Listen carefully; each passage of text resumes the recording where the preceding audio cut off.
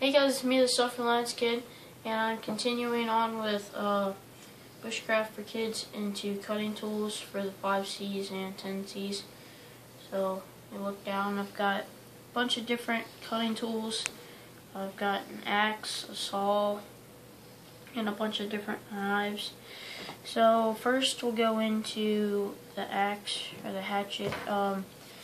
This is my Wetterlings, and it's just a small splitting axe, but I use this as my axe and my hatchet and my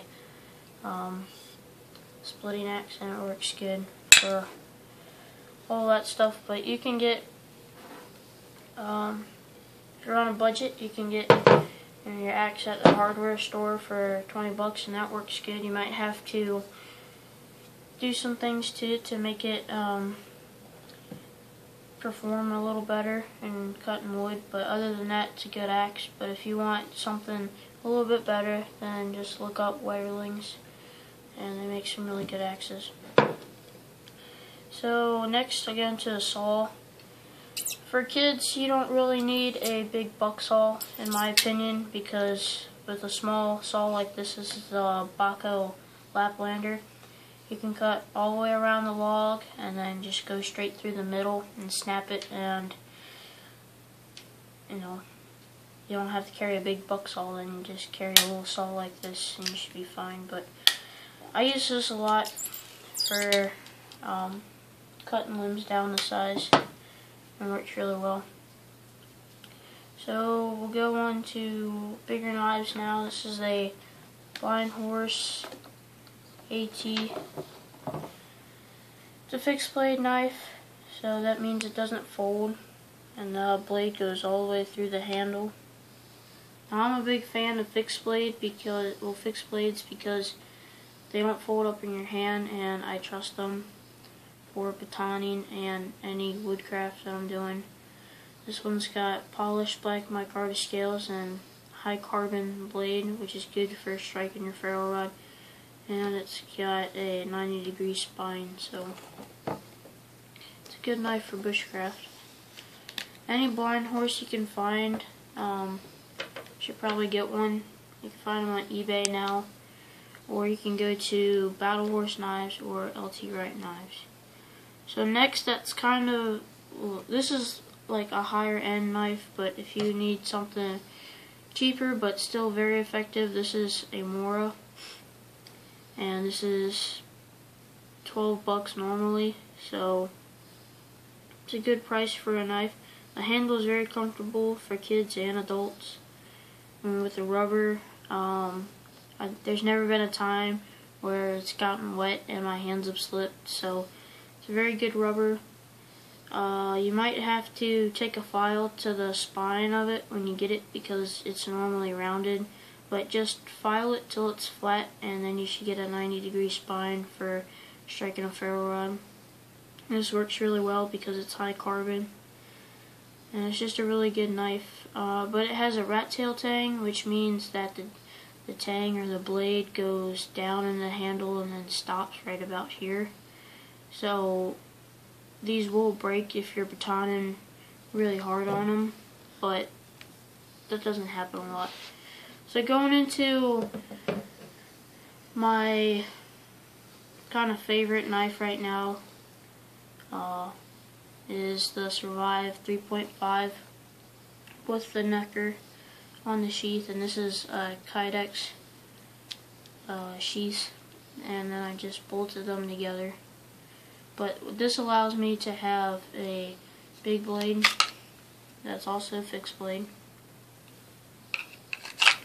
and a smaller blade. So I have a smaller blade for carving, or mainly anything small I need to use. Kind of just like to keep that blade clean, but yeah, I like to have that rig because then I can take this off and wear it as a neck knife. But yeah, you can also take this in a sheath and put it around your neck as a neck knife. It's a really good option too, but I like this rig very much right now. And it's CPM 3V steel, and it keeps an edge really long. It's kind of hard to sharpen, but it's a really good knife. you got the money, just go to surviveknives.com, and they have a bunch of different knives, and this was the 3.5, and that means the blade was 3.5 inches long, and then you go to like the different numbered knives, and that's how long the blade is. So it's a pretty neat idea. So then going into pocket knives, this is an Open L number 8. This is a very nice knife. A lot of people use this for bushcrafting. And back in the day, this was the bushcraft knife pretty much. They used this for carving, they used this for all their camp chores, and it was a very nice knife to have. It's got a hard carbon steel blade, 90-degree spine, which is very sharp, you can hear that. And then it's got a lock, which just swivels around, and it locks the blade down into there, so it can't come up, which is nice. And then also when it's out, it's a very thin blade, so it is great for carving, but I use this for food just because I use this knife for carving. And then this is a really good option for just normal carving. This is a pretty good combo, especially for Boy Scouts. I've seen Boy Scouts in my troop with a Mora and this, which is a Victorinox or Swiss Army knife. This one isn't the regular one you see a lot of the boys carrying around. It's a little bit thicker, it's got some more tools on it.